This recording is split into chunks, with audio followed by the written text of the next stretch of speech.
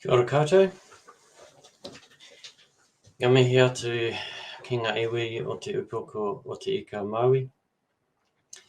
E noho ana hau ki Porirua. E mahi ana hau ki te whanganuiatara ko Andrew Mitchell ahau. Nō reira, kia ora tātou katoa. My name's Andrew Mitchell. I'm a Pākehā male in my early 40s. Don't have much hair left on top, but I have a long brown and grey beard. I'm wearing black-rimmed reading glasses. I'm wearing a pale denim shirt and I'm sitting in my office at Vincents, which is small but relatively quiet. There's a painting behind me by the artist Luke Sullivan. It's an abstract painting of boats in brown and pale green and red and blue and pink, and it's on several layers of wood.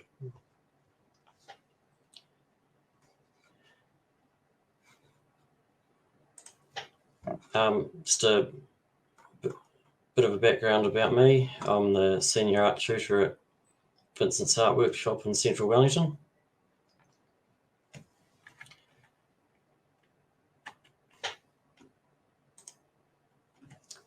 So this is an image of the entrance to our studio.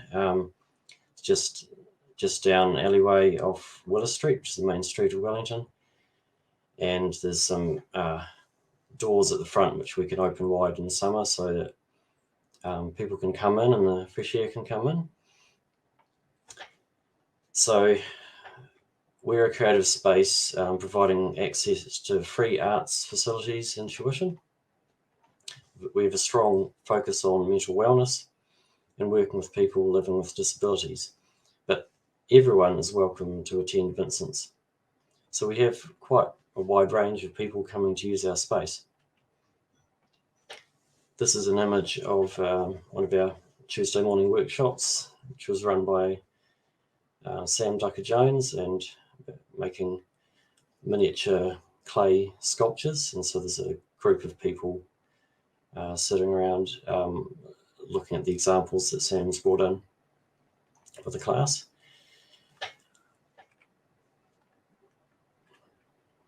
It's another image. This is in our pottery room, which is hugely popular. This is a photo of 4 people sitting around a table making balls of clay, hollow balls of clay, which they're going to then turn into something else.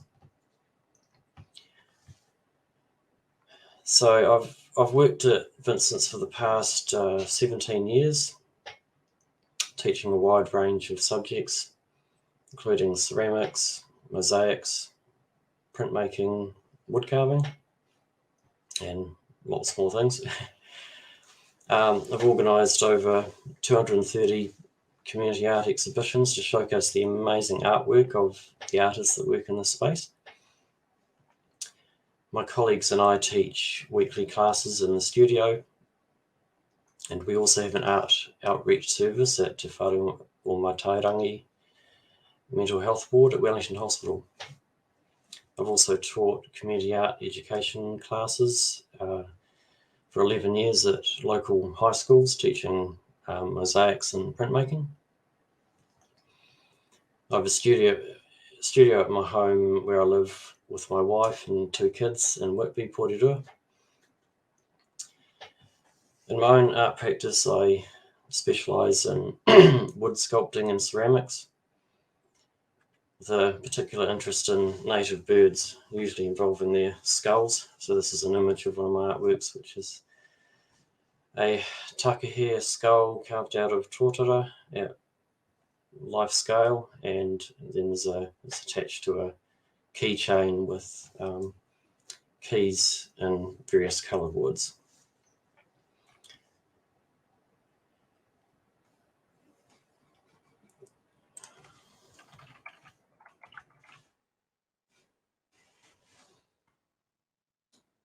Today I'm going to be talking about making online art tutorials for our artists when they're not able to attend studios in person. During the COVID-19 lockdowns in New Zealand in 2020 and 2021, art tutors at creative spaces were presented with the problem of how to connect best with their artists. Vincents Art Workshop initiated the Vincents Online series of 39 video art tutorials, which were highly successful and have gained over 40,000 views on YouTube.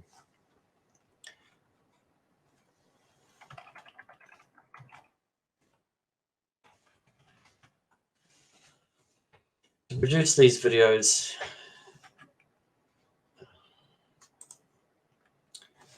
so this is just an example of our screenshot of our YouTube channel, which hopefully give you a bit of an idea about the various videos that we made. So there's quite a range of different topics which were presented by a number of our tutors. So to produce these videos, tutors had to be highly resourceful, using whatever technology they had available at home, and were juggling the pressures of family, sickness, and isolation. We found that this not only provided a way for us to keep in touch with our artists, but it also meant that we were able to connect with a much wider audience of people who were also in lockdown, including people from overseas. So this is the story of how it happened and how to make a successful art tutorial video. This session will include tips and tricks on how to film a video by yourself with limited resources, how to script and edit a video to fit within time constraints, and the challenges of connecting with people who are isolated and may have limited access to digital resources.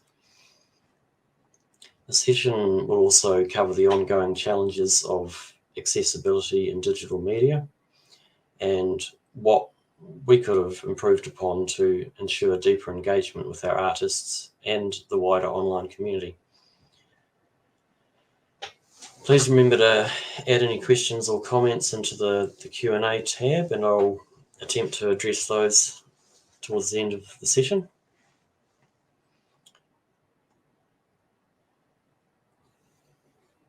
So when we first went into lockdown, it was a bit of a panic, and so we all found ourselves suddenly working from home for the first time. So we at Vincents, we set up a messenger group amongst the staff to be able to talk to each other more efficiently, and it mostly worked really well. We looked at several different options about how we could communicate best with our artists, and we figured that making tutorial videos would be the best thing that we could offer. When we knew that we were going to lock down at a very short space of time to prepare for it, it was quite a shock, as it was to everyone, and I grabbed my laptop from work and a digital camera, and that's basically all I had, so I just had to work with that.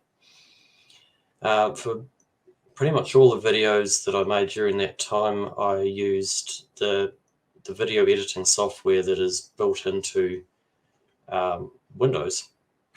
So this is what it looks like. This is an image of the video editing suite.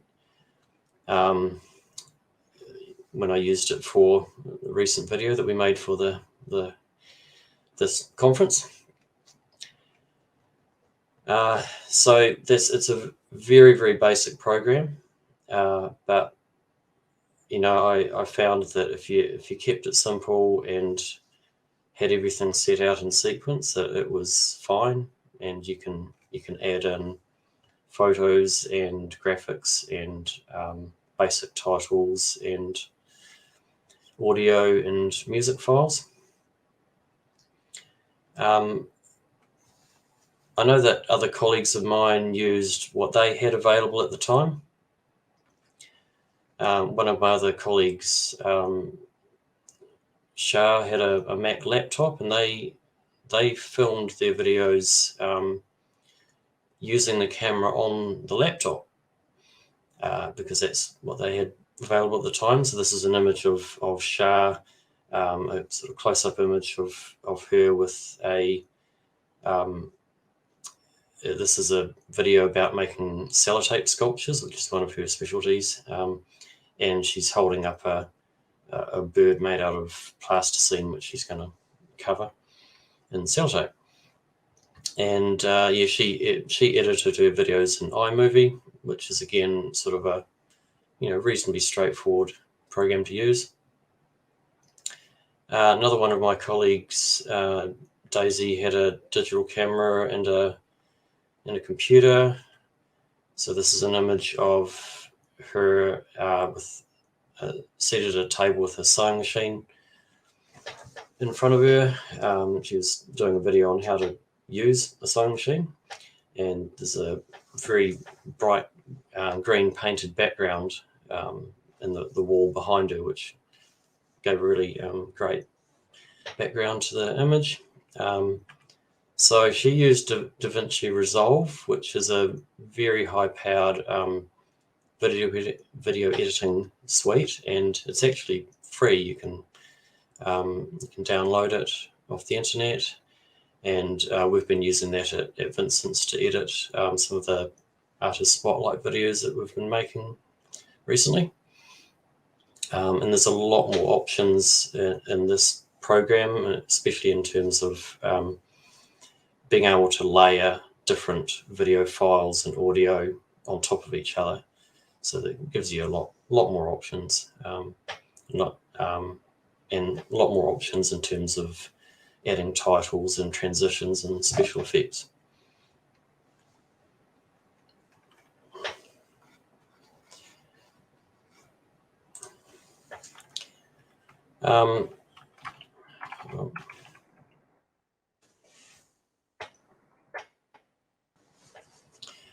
So we all found that it was quite challenging, especially for those of us who had family around. In some ways it was really nice to spend more time with our families, even though it was quite a stressful time for many people. There are also the pressures of working in the same space as others, and in my case, my partner was doing an amazing job homeschooling our kids, preteen kids, for the first time, sometimes in the same open space that I was working in. So I have to say that I did use the voiceover function quite a lot. So if there was too much noise going on in the background of where I was filming a video, I would do a voiceover at a later time using a script. In the later videos I did, I found that this was much more efficient way to do it anyway, is having a pre-written script really informed how I would structure the video.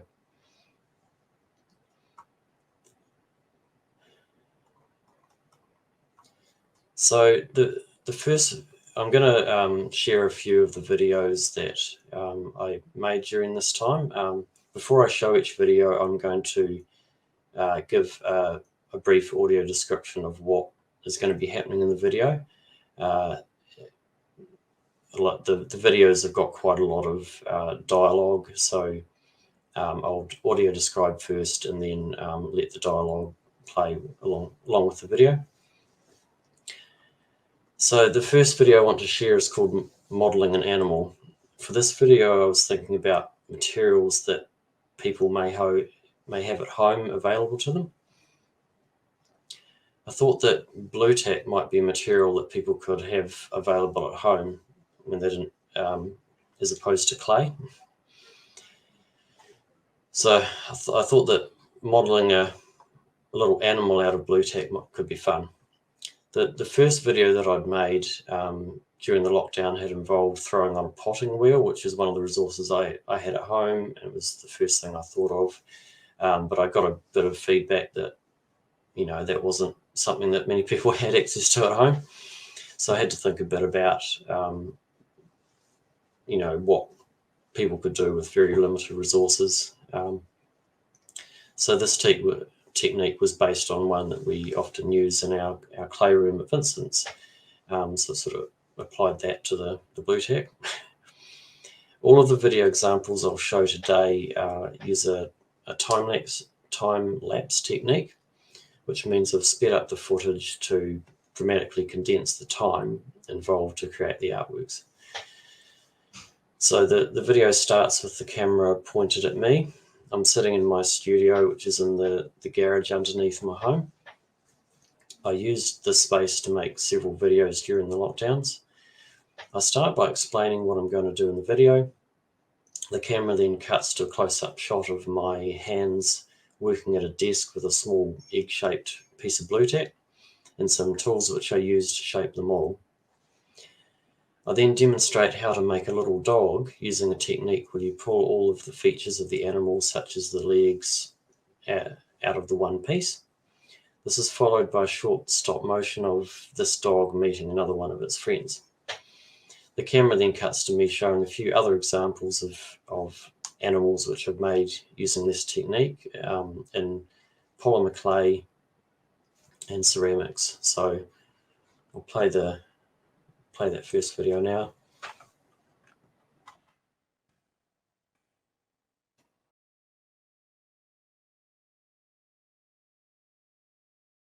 Hi everyone. Today I'm going to show you how to make a small animal out of a piece of blue tack, which hopefully you might have something like this lying around in your house. Okay, so I've got my blue tack in sort of an egg shape. I've got a toothpick and a small knife that we'll use for shaping. So the first thing you want to do is to, with the knife, just carefully make a deep cross shape into the egg, and then we're going to pull out these 4 bits to start to form the legs of the animal.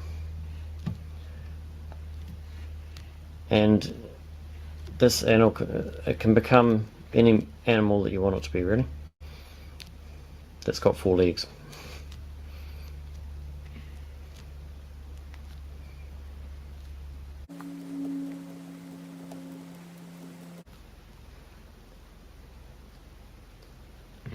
Next thing is to pull out the head. I'm going to do the same sort of thing, just pinching, so this all gets pulled out of the one shape. You're not having to join any pieces together, which is tricky when you're working with modelling clay and that sort of thing.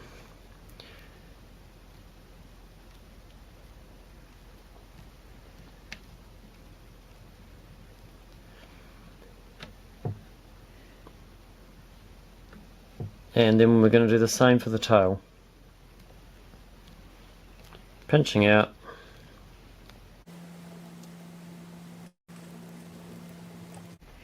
So now we have a generic animal shape, and I'm now going to do some final shaping to make it look a bit more like what I want it to be.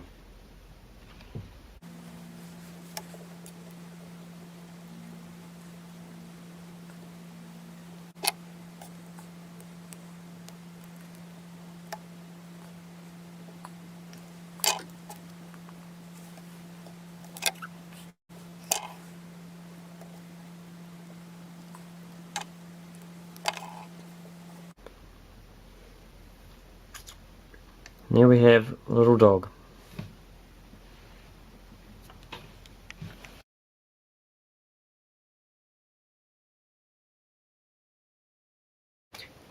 You can also use this technique with modelling clay like It, like this little elephant here, or ceramics, like with this polar bear, or this little baby mammoth. and you can make whatever four-legged animal you like. Thanks for watching.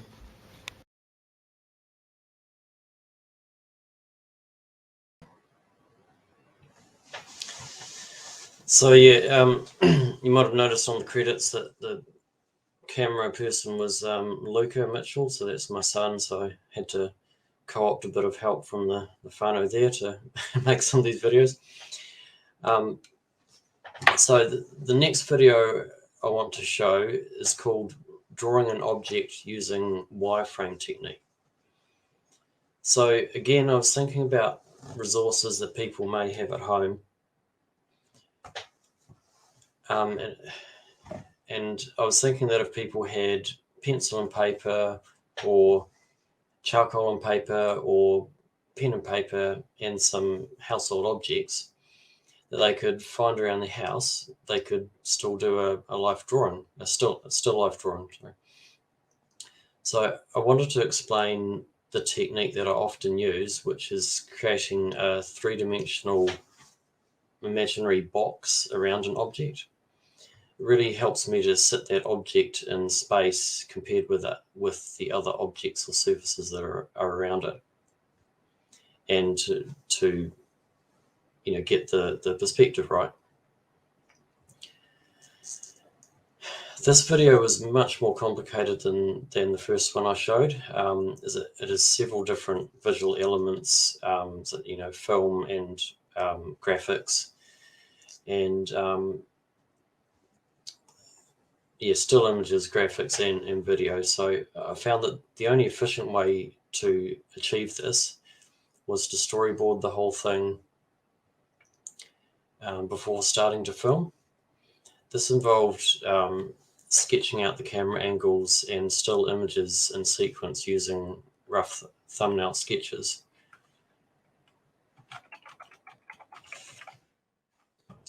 Right, my slides again.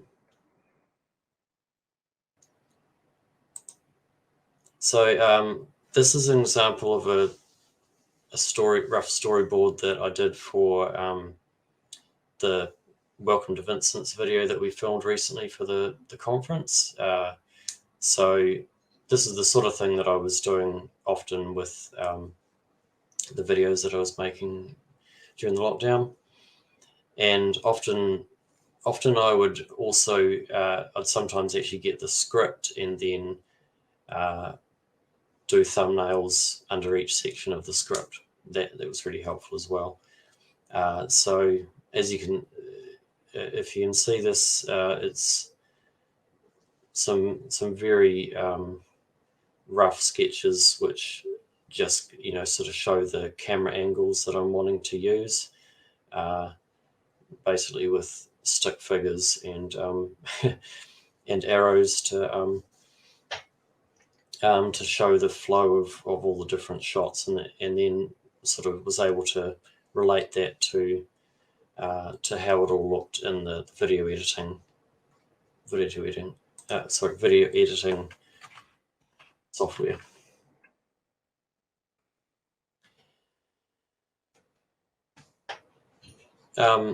So writing the script also really helped to inform the camera shots and made it possible to make a concise 3-minute long video. So this is something that we were quite aware of. Sometimes it's good to have a longer, much more detailed, like 10-minute long video, which for particular techniques, that's really appropriate. But sometimes, we found, especially because we were posting these videos on Facebook and things like that, that sometimes having a shorter video, people were more likely to watch it right through to the end.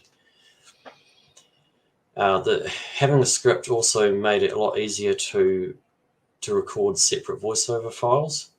So I'd record each piece of audio separately, and then match these with the parts of the script. I could then take each section and insert it directly into the video where it was needed. So this video starts with me explaining the wireframe concept, and shows a series of drawings that I'd previously done of household objects such as a kettle and a coffee plunger from different angles, and drawing them as a wireframe so you can kind of see right through the object. Then shows a series of pictures of a teapot and a drawing next to it from different angles, which again demonstrates the concept of using the wireframe to establish perspective. It then shows a couple of pictures of images from computer-aided design where the wireframe technique is commonly used to develop three-dimensional objects. Then shows another series of drawings of household objects. Then I demonstrate how you can break down the parts of an object into smaller three-dimensional geometric forms, such as a cube or a cylinder, again using the teapot as an example. The camera then cuts to a shot of me sitting at my dining table of a drawing board, and I'm drawing a still life set up with a teapot, a cup, some shells, a potted plant, and an intricate metal tea light holder. I demonstrate drawing the wireframe of these objects, firstly with a pencil and then progressively adding tone with softer pencils and a stick of charcoal. So I'll play the video now.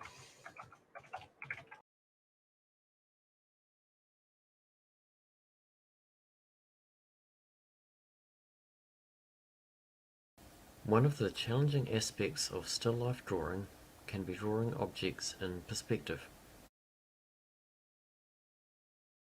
Visualizing the object as a wireframe can help with getting the perspective right, depending on the angle that you are viewing the object. I find that enclosing the object in an imaginary box helps. The perspective will be more dramatic the closer the object is to you.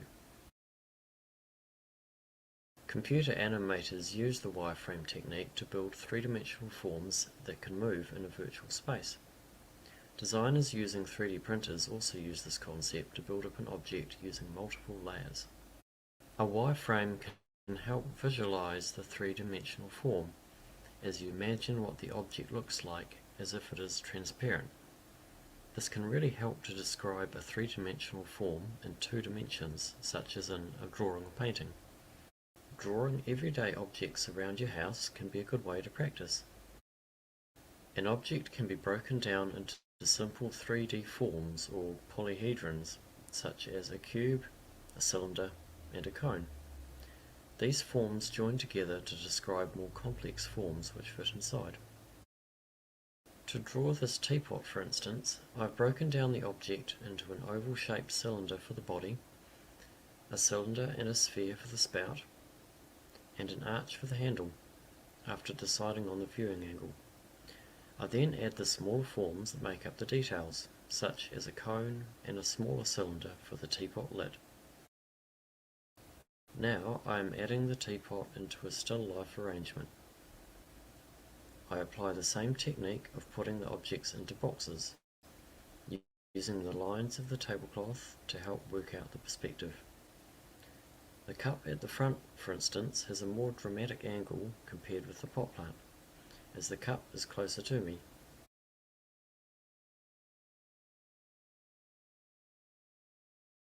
Once I am happy with the way the objects are looking, both in themselves and in relation to the other objects, I refine the external outlines and add the finer details with a 6B pencil.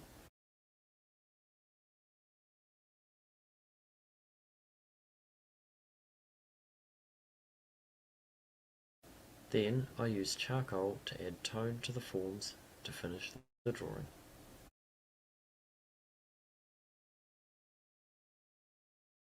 I hope that practicing this technique will help with your drawing, painting, and also sketching out ideas for three-dimensional artworks. Thanks for watching.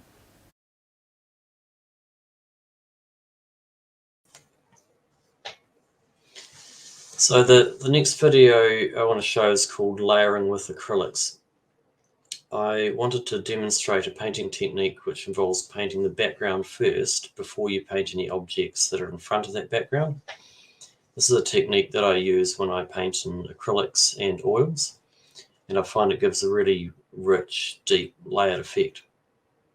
I wanted this video to be as immersive as possible, so I mostly used a first-person camera angle with the camera mounted directly above the board that I was painting.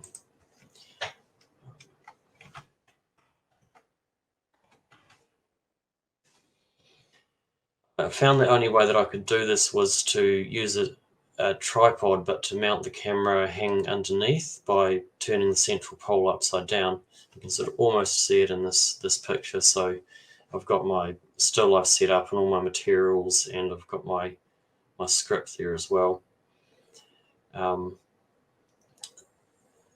And then the camera was mounted underneath, hanging underneath the tripod. It did mean that I had to be very aware of where I was positioning my hand while I was working, and also it was quite an awkward angle to work at while I was painting. But I think the final result was visually quite clear. I think it's quite important to spend the time when you're making a video to get really good quality footage. And this can mean a lot of mucking around when you're setting up the camera and lighting and that sort of thing, but it really does save a lot of time later in terms of editing. So the editing is the really very time-consuming part. I closed the curtains so that I could control the lighting, as natural light can be quite variable, which can be a problem when doing a time-lapse. I also had my script beside me, which is shown in this slide, and I was ticking off the different sections of the process that I wanted to cover so I didn't miss anything, because I couldn't sort of go back in time with my painting if I missed anything out. So another consideration with videos is sometimes you might want to add music. So I had a lot of issues trying to find copyright-free music to add into my videos. I found in the end that I either just didn't use music or tried to add as much voiceover as possible, so there weren't too many periods of time with no audio. For a couple of videos like this one, I ended up adding a little bit of music at the start and the end. This was actually me playing the ukulele, which was the best option I could think of to get around copyright issues. So the video starts with a shot of me sitting in my studio in front of a table with a still life setup of a small blue and white ceramic vase and a cowrie shell with a piece of wood and a brightly coloured tartan fabric as a background. There is a cup with a selection of brushes and a set of acrylic paints on the table. The camera then cuts to a first-person view of me priming a board with white paint, then adding layers of background colours, light blue, then red, then the main colours of the details of the background. I then start to progressively add the shadows of the main objects, then the base colours of the objects, in this case white and cream. I then progressively add the details of the shell and the vase.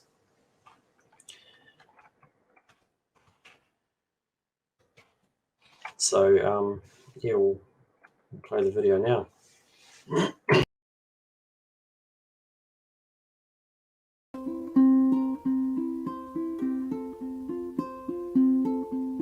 Hey guys, let's do some painting. Start with a canvas, a board or another surface primed with gesso or white paint. Lay down a ground colour which gives a good base to the painting. Add the main colour for the background. Pretend the main object is not there. Make sure to dry each layer of paint. Sketch out position of any details in the background. Add textures or other colours to the background.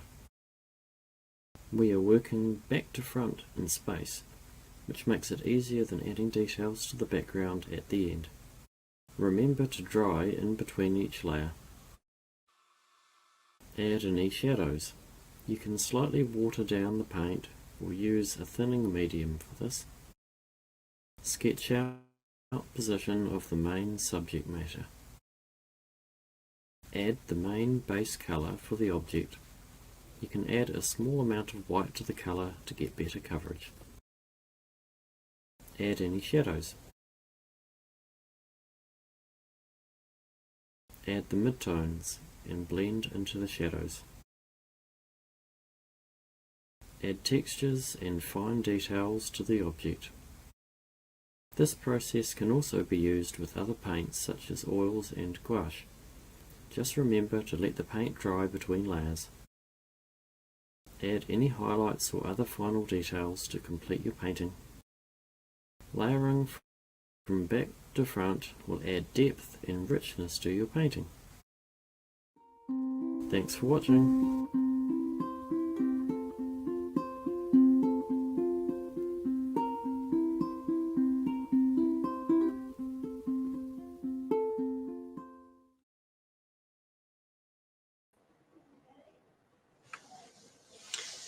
So I want to talk now about accessibility considerations when making a video.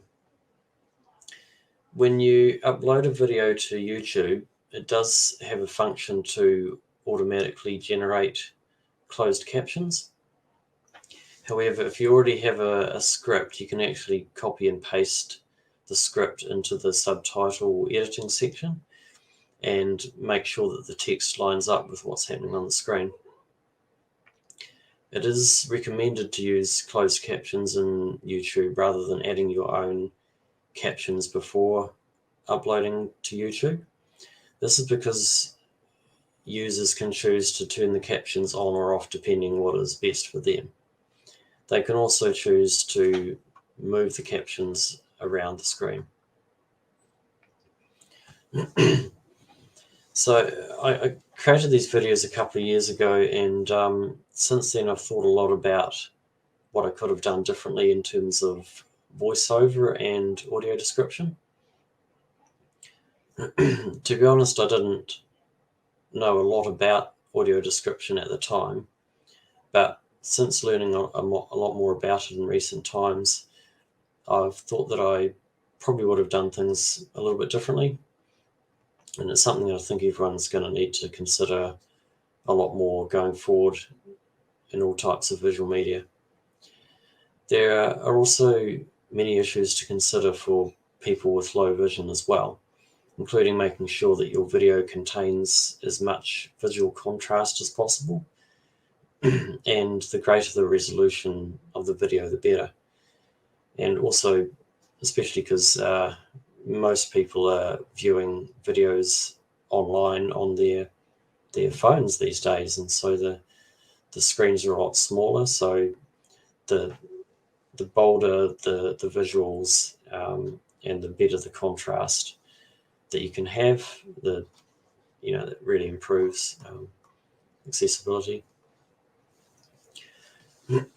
So the next thing I want to talk about before I finish is how to reach people with your content. One of the things that we found during the lockdowns is that some of our artists didn't have access to the internet, which made it quite difficult to connect with them. Sometimes the only option was for staff to give them a call on their landline to see how they were going.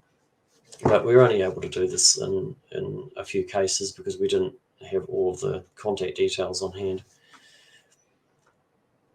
The majority of our communications were through Facebook and Messenger. We set up a private Vincents Artist group on Facebook during the lockdown so that we could share content and ideas.